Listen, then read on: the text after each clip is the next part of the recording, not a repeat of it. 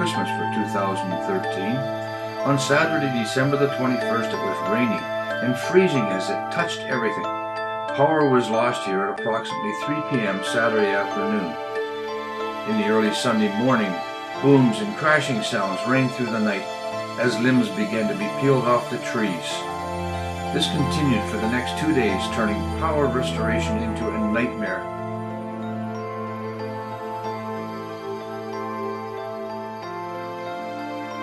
As dangerous as the situation was, one could not help being mesmerized by the beauty of our new landscape. Here's the Christmas gang out on the street playing hockey. Oh, we're all taking pictures today.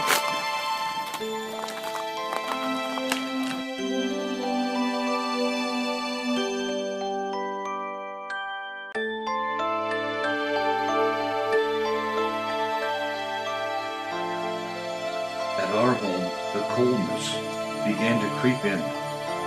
We pulled up stakes and moved in with Owen, Renee, and family in Newmarket. Catherine, Serge, and the boys arrived on Monday from Ottawa, but they too moved in with us in Newmarket. Many of our friends and neighbors also left the area. We returned daily to check the house. It was down to 7 degrees C on Tuesday morning.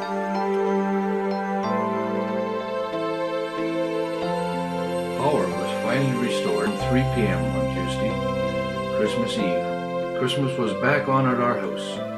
A roar of delight resonated through our home. Pat and Catherine jumped in their van and went back to Newmarket to pick up all the gifts and all our belongings that we had left at Owen's in anticipation that Christmas was going to be in Newmarket this year. A drive through the region to the north of Georgetown showed just how extensive this ice storm was.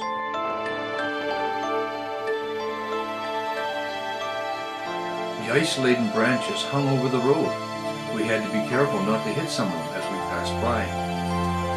Trees were broken down, their branches peeled off like the skin from an orange. It was estimated that we have lost 20 to 25% of our tree canopy throughout this region. As spectacular as the beauty of this landscape had become, driving or standing under any of these trees or limbs was courting disaster.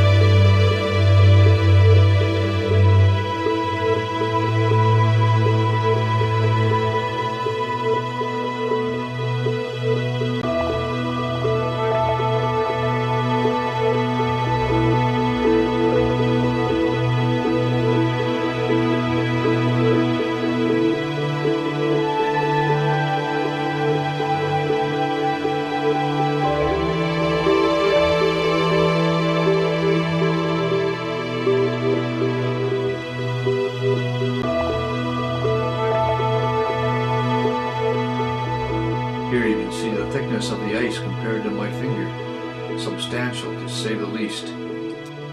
As covered as the branches were with ice, wildlife still found a way to get its morning meal.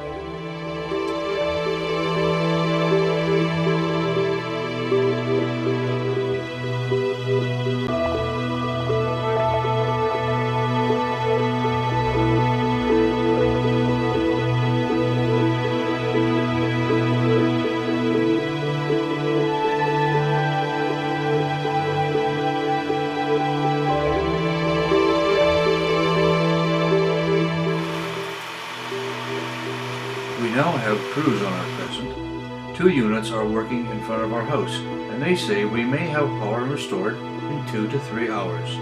That will make it 3 days without power and heat. Temperatures in our house went down to as low as 7 degrees Celsius.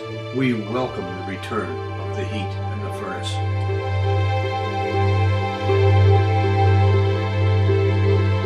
The day after Christmas, snow fell, putting more weight on the already stressed trees and power lines.